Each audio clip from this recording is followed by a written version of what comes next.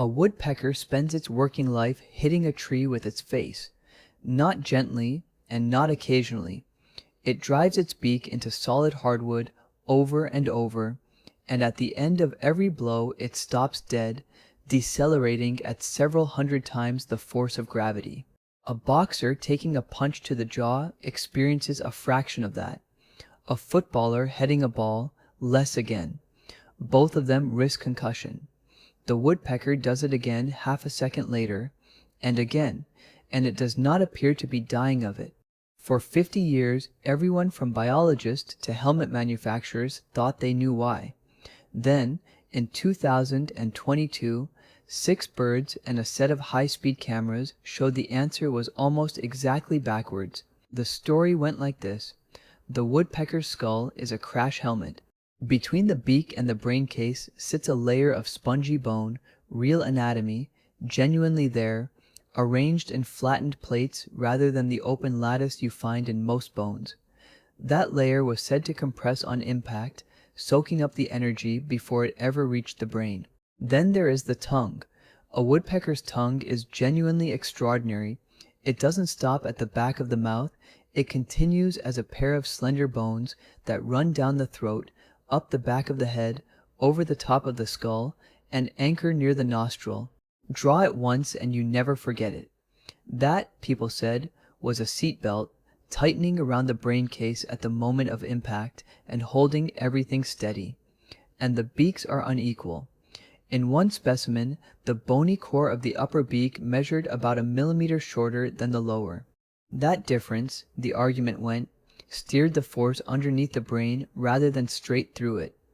3 tidy mechanisms: foam, seatbelt, deflection. It was convincing enough that engineers took it seriously and designed real shock-absorbing materials around it. There was only ever one problem with that story, and it wasn't a small one. Think about what the bird is actually trying to do. It isn't trying to survive an accident, it's trying to make a hole. Almost everything a woodpecker eats in winter is underneath bark. Every nest it raises a family in, it has to excavate itself out of living wood. The blow isn't something that happens to the bird. The blow is the entire point. Now put a shock absorber in it. Pick up a hammer and imagine a spring fitted between the head and the handle. Swing it at a nail. The spring compresses, the energy disappears into the spring instead of the nail, and the nail barely moves. To drive it the same distance, you'd have to swing harder and harder again.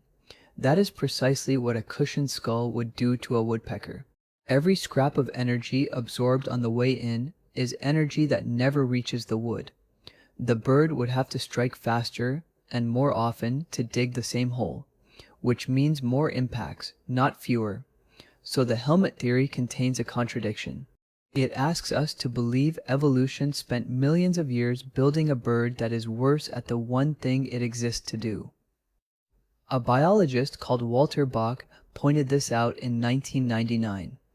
A shock-absorbing skull, he argued, made no functional sense. It would be selected against, not for. But he had no way to test it, because testing it means watching something that takes 4 milliseconds. 23 years later, somebody did. The experiment is beautifully simple, and it turns on a single question. When the beak stops, does the skull stop with it? Because if anything inside that head is cushioning the brain, it can't. The beak hits the wood and halts. The brain case, insulated behind all that spongy bone, should keep traveling for a fraction longer and slow down more gently. That's what a shock absorber is, a delay. So, 6 birds, 3 species, black woodpeckers, pileated woodpeckers, great spotted woodpeckers, a camera running at up to 4,000 frames a second, square onto the side of the head, and 3 markers tracked frame by frame, 2 on the beak and 1 on the eye, which sits packed so tightly against the front of the brain case that where the eye goes, the brain goes. 109 impacts, filmed and measured. If the skull cushions, the eye slows down less than the beak. It didn't.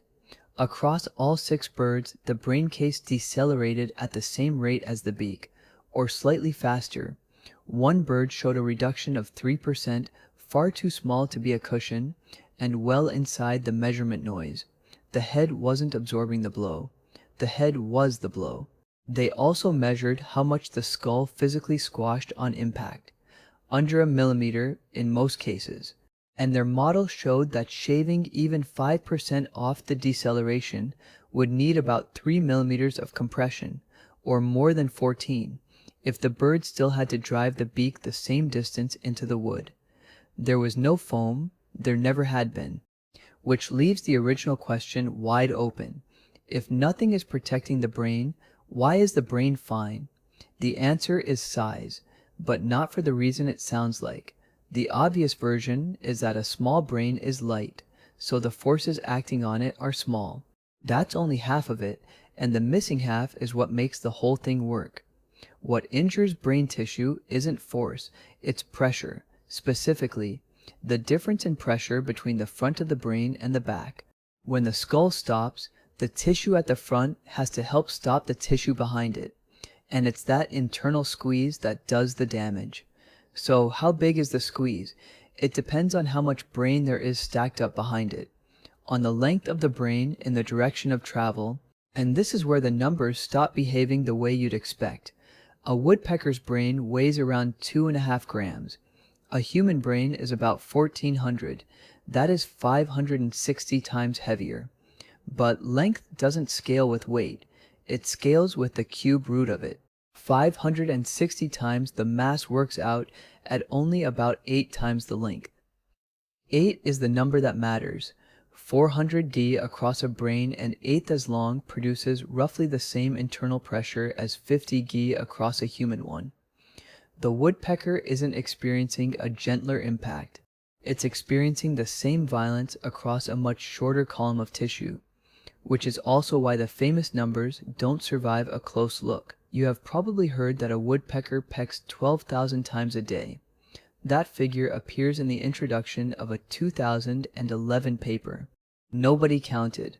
There's no all-day study behind it anywhere. It was simply repeated until it hardened into a fact.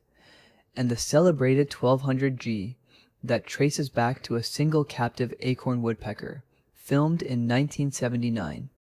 When 6 birds were finally measured properly, the hardest blows landed between roughly 290 and 450 G.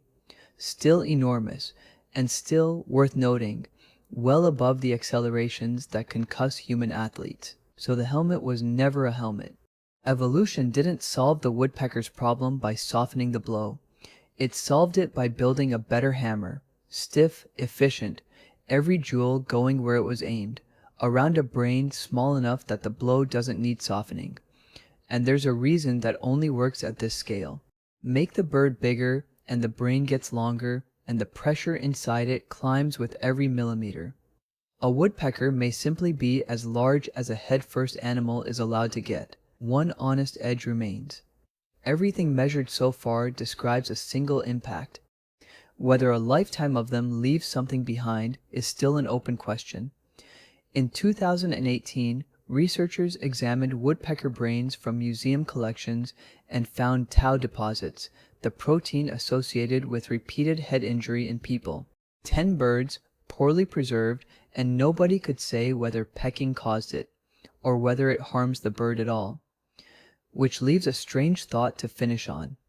We spent decades designing helmets by studying an animal that turns out not to be wearing one.